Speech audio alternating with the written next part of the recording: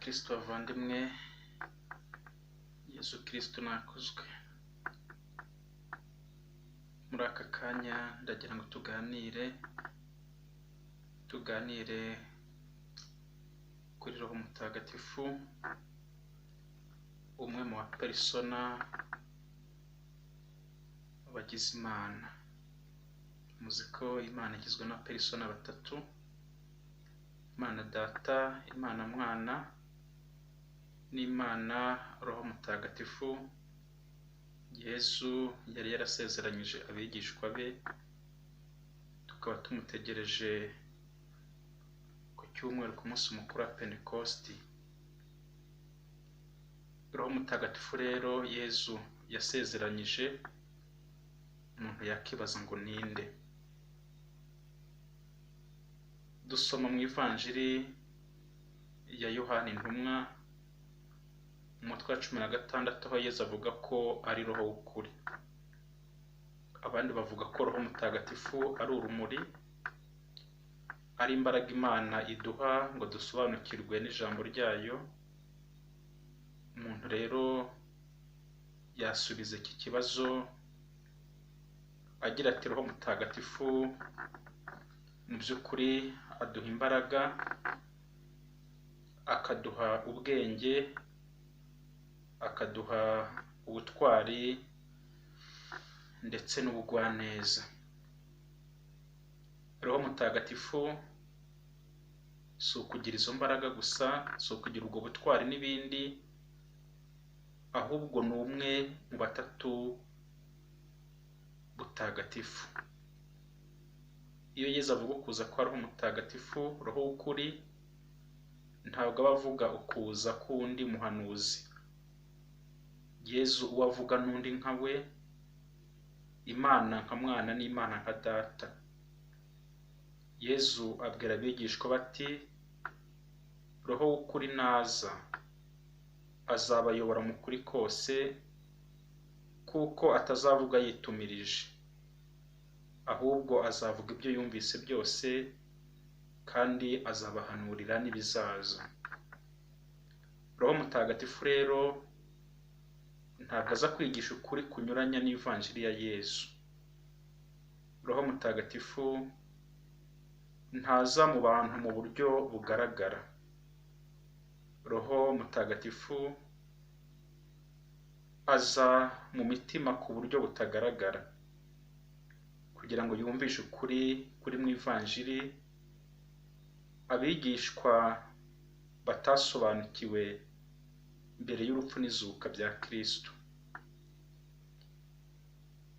Ahagana mu mwaka wa 300, abakristo bamwe bagiye bashidikanya ku bumana bwa Roho Mutagatifu, bituma mu mwaka wa 381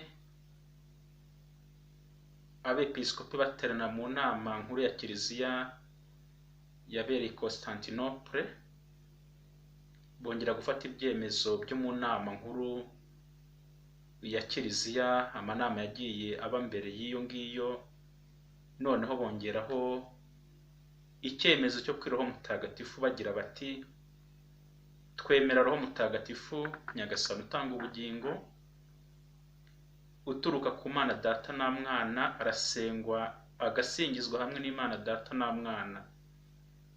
Aribyo kuvuga ko Roho Mutagatifu, Data na Mwana ari Imana imwe.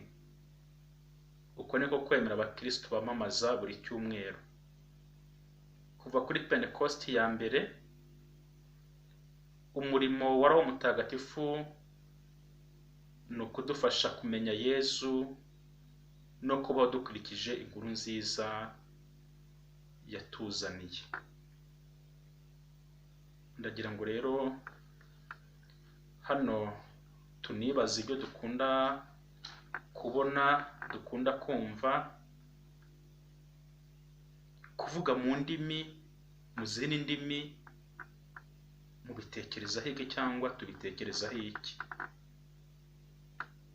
Bamwe bahamya ko kugira ngo umuntu yizere ko yabonye Roho Mutagatifu agomba kubonekerwa, gusenga ahinda umushyitsi, kuvuga mu zindi ndimi n'ibindi. Kandi koko usanga ahenshi icyo kintu bagiha umwanya, ugasanga bavuga ko iyo abantu batavuga mu ndimi batabaganira n'Imana, ariko mu by'ukuri ntabwo ari cyo cy'ibanze. Pawulo Mutagatifu niba uvuga neza agira ati naho navuga indimi z'abantu n'iz'abamarayika ariko ndafite urukundo ntacyo byaba bimaze.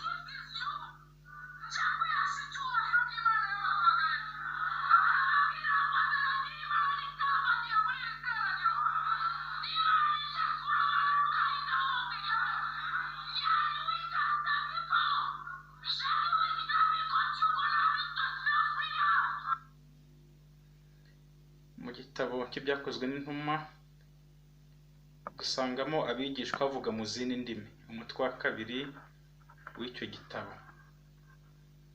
Nk'uko byabayeho mu myaka ya mbere ya Kiliziya, biba mu gihe kidasanzwe, ndetse Pawulo Mutagatifu asobanurira Abanyakorenti ko kuvuga mu zindi ndimi atari yo ngabire yonyine y'Imana, atari nayo iruta izindi, ndetse akabivuga agira ati mpitamo kuvuga amagambo make cyane yumvikana afitiye abandi akamaro, aho gusukiranya menshi mu ndimi. Ibaruwa ya mbere Pawulo yandikiye Abanyakorenti umutwe wa 14. Pawulo Mutagatifu kandi ashyiraho ikintu kimeze nk'itegeko kugira ngo abavuga mu zindi ndimi badakabya bakanatera ubwoba amakoraniro y'isengesho. Ibaruwa ya mbere yandikiye Abanyakorenti n'ubundi umutwe wa 14. Aho kwigaragariza mu mabonekerwa, mu makuba cyangwa mu kuvuga mu zindi ndimi, Roho Mutagatifu yigaragariza mu mutuzo w'isengesho. Umwanditsi wa kera yavugaga neza cyane ati nihagira umuntu ugutonganyiriza ko utavuga izindi ndimi, uzamubwire ko uzivuga, kubera ko muri Kiliziya umuntu arimo, Kiliziya yacu ni Kiliziya ivuga indimi zose, mu mahanga yose, mu moko yose no mu miryango yose. Ikimenyetso cy'uko dufite Roho Mutagatifu ni uko umutima wacu urimo ibyishimo, amahoro, ukwihangana, ubugwaneza, ubuntu no kumenya kwifata. Ibi Pawulo yabibwiye Abanyagalati abandikira mu mutwe wa 5.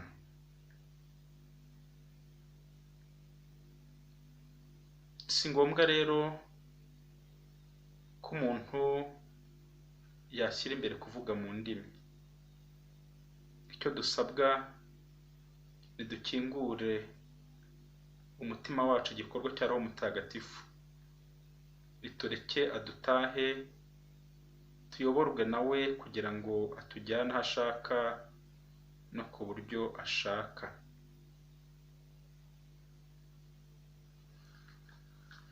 Umuntu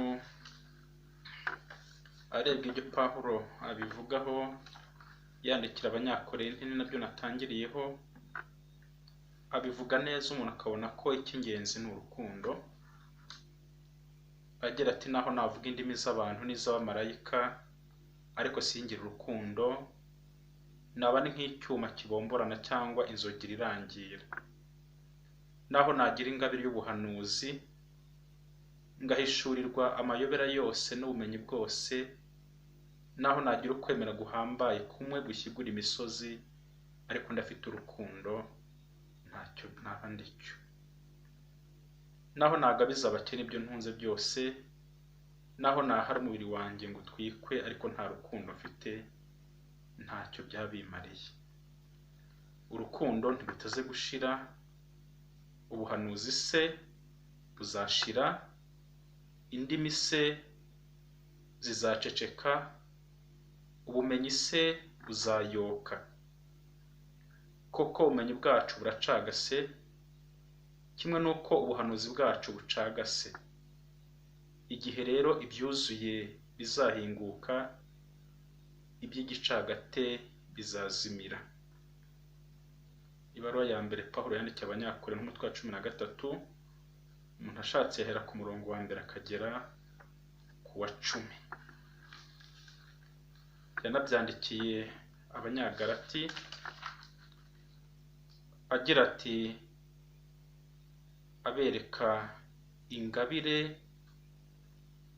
za Roho Mutagatifu cyangwa imbuto ya Roho Mutagatifu ni urukundo, ibyishimo, amahoro, kwihangana, ubugwaneza, ubuntu, ubudahemuka, imico myiza, kumenya kwifata. Nta tegeko ribuza imigirire nk'iyo. Bavandimwe, uwabeshya ngo avuga mu ndimi ariko atarangwa n'ibikorwa n'izi mbuto za Roho Mutagatifu, izo ndimi ntacyo zaba zimaze. N'uwavuga ibyo abandi batabasha kumva gusobanukirwa bagahera muri Aleluya, Hamena, ntacyo byaba bimaze. Dusabe Imana iduhe ingabire isumba izindi, Roho Mutagatifu aduhishurire icy'ingenzi Pawulo yabashije gucengera kandi akagikomeraho, ni urukundo, gukunda Imana na mugenzi wacu. Imana rero idufashe, kandi Roho w'Imana azatumanukireho, adusesekazeho za ngabire ze ndwi, kandi dukomeze dusabe ingabire y'igitinyiro cya Nyagasani. Ndabifuriza rero gukomeza kugira ibihe byiza no kwitegura umunsi mukuru wegereje, kugira ngo Nyagasani arusheho kudufasha.